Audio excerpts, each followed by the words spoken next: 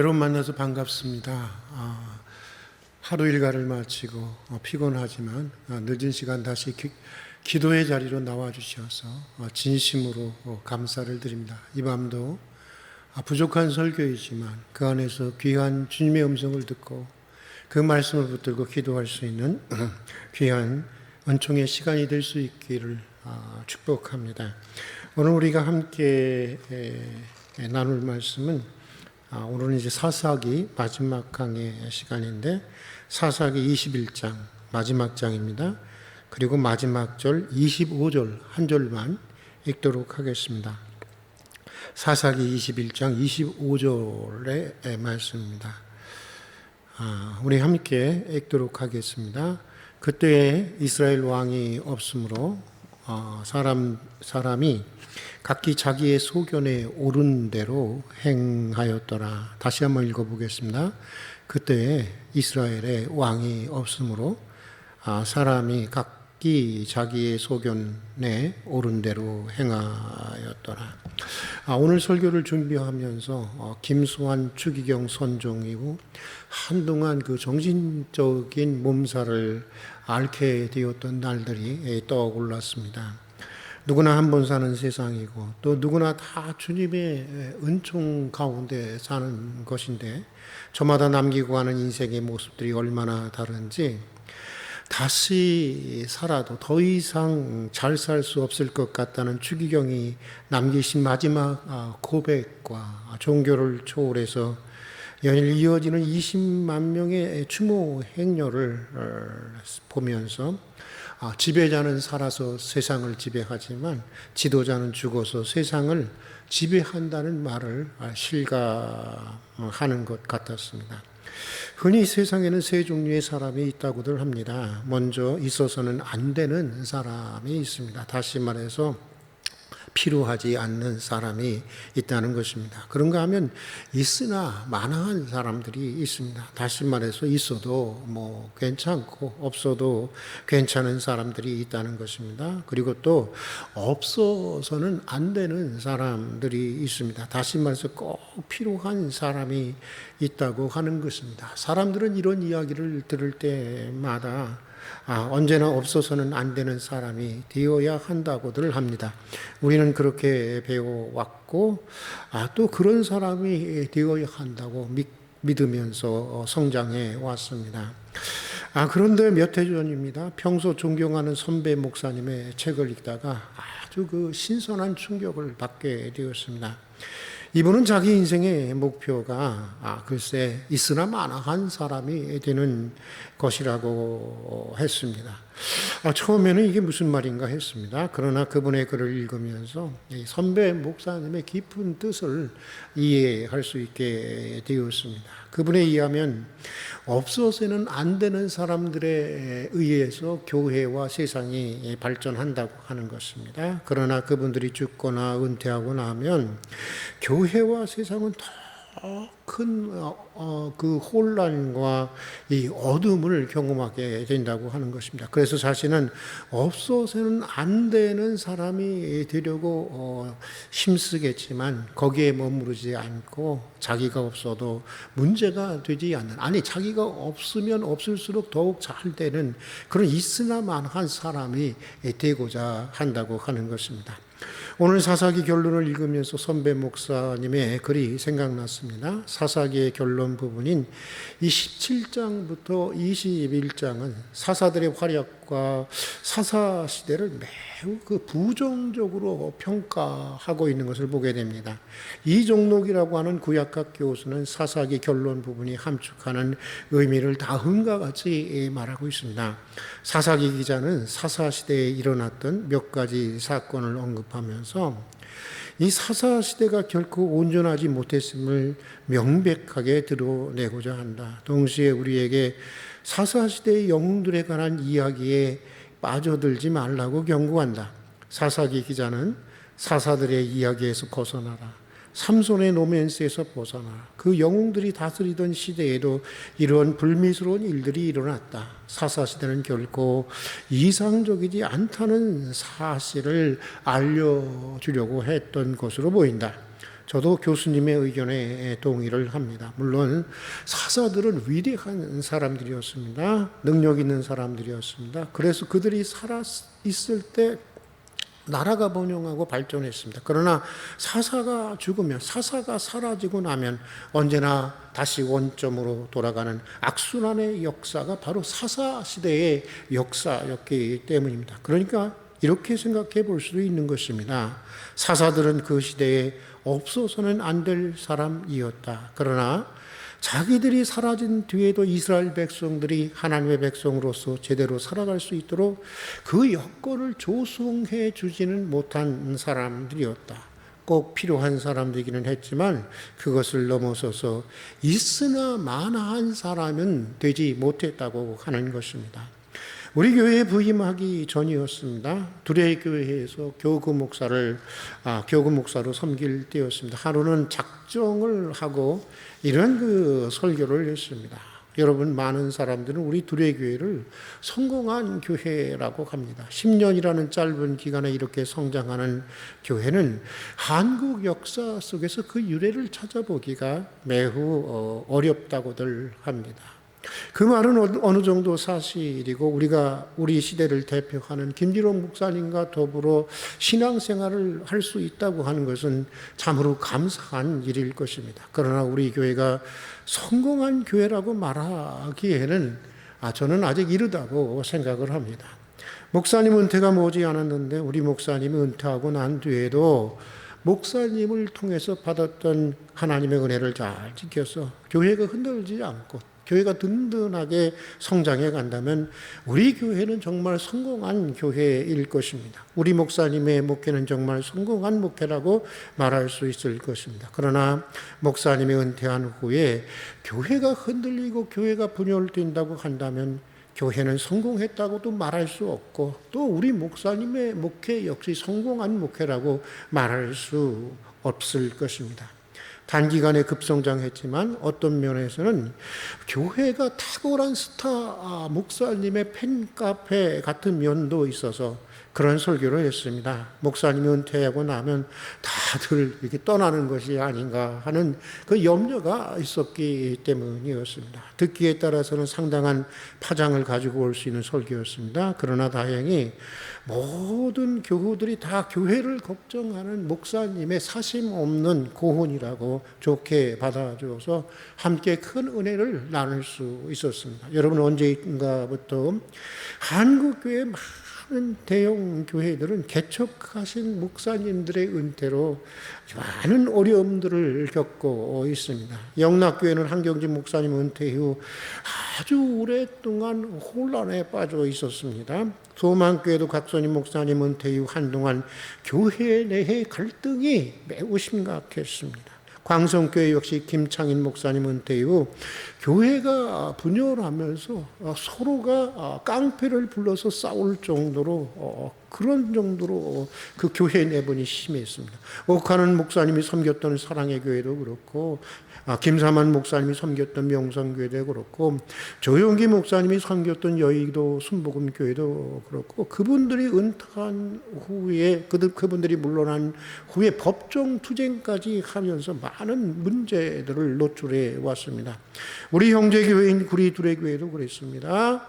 한국의 대부분의 대형 교회들은 개척 목사님들의 은퇴 이후 교회적으로 많은 분란과 혼란에 휩싸이고 있는 것이 오늘의 현실입니다. 물론 대형 교회를 개척하시고 그렇게까지 성장시키고 은퇴하신 목사님들은 우리 시대의 어떤 목사님보다도 매우 열정적이고 탁월하신 목사님들이었습니다. 그 옛날 이스라엘 사사들처럼 우리 한국 교회 역사에 정말 없어서는 안 되는 꼭 필요한 목사님들이었습니다. 그러나 그분들은 없어서는 안 될 목사님이 되시는 데는 성공했지만 그 단계를 넘어서서 있으나 마나한 목사님이 되지는 못하셨던 것 같습니다. 물론 다 그러신 분들만 있었던 것은 아닙니다.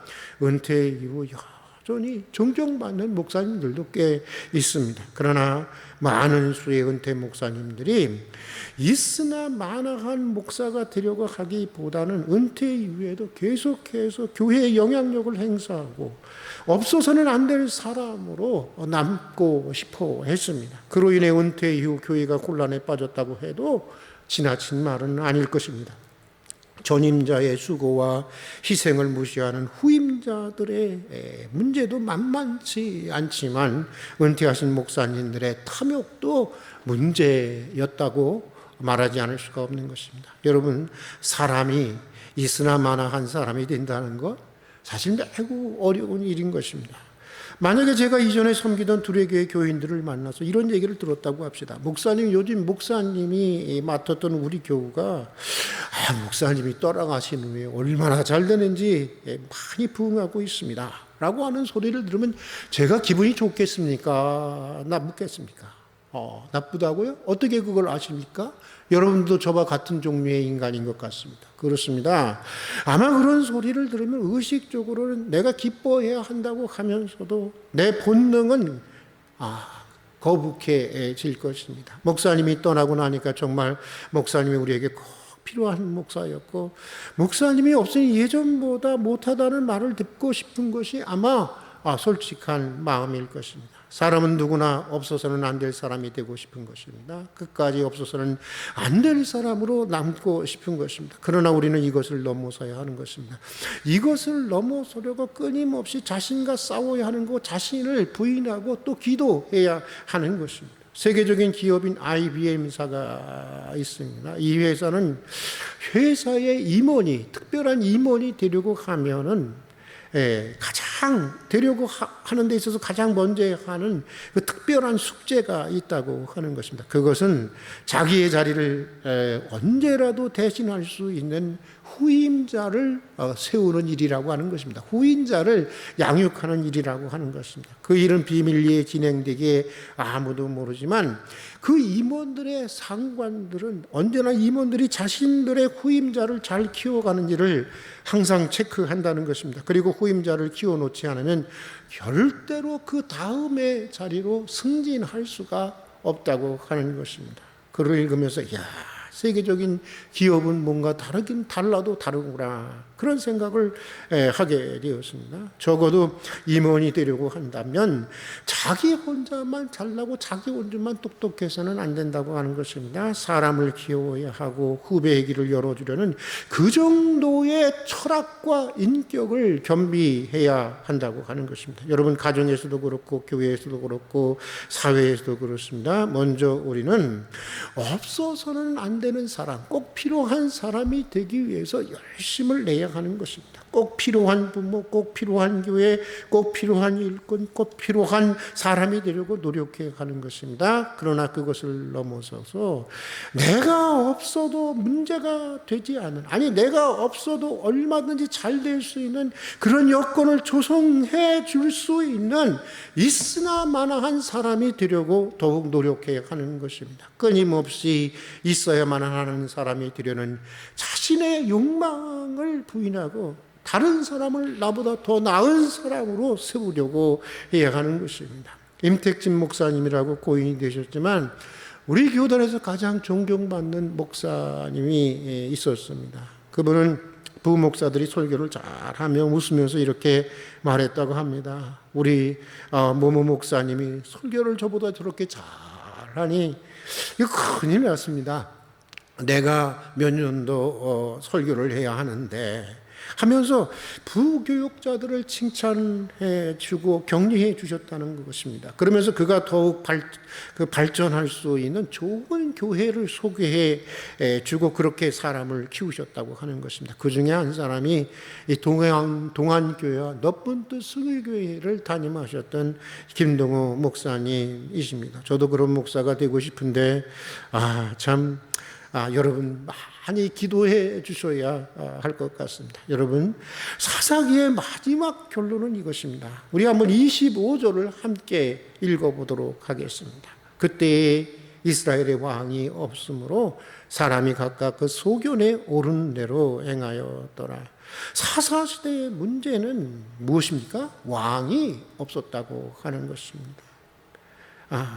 사사들은 백성들을 고통으로부터 건져내기 했지만은 백성들의 마음에 왕이신 하나님을 세워주는 데는 실패했다고 하는 것입니다. 사사들은 언젠가 쉬이 사라질 자신들의 보호와 그늘 속에 백성들을 안전하게 살기는 했지만 백성들로 왕이신 하나님의 영원하신 보호하심과 다스림 속에 살게 하지는 못했다고 하는 것입니다. 백성들의 마음에 위대한 사사로서의 자기는 심어주었지만 왕이신 하나님은 심어주지 못했다고 하는 것입니다. 그래서 그들은 그 시대에 꼭 필요한 사람들이었지만 있으나 마나한 사람이 되는 데는 실패했다고 하는 것입니다. 그래서 결국 사사시대는 파국적인 종말을 맞이하게 되었다고 하는 것이 사사기 마지막 결론인 것입니다. 여러분, 가정에서도 교회에서도 직장에서도 어디서 우리가 무슨 일을 하든지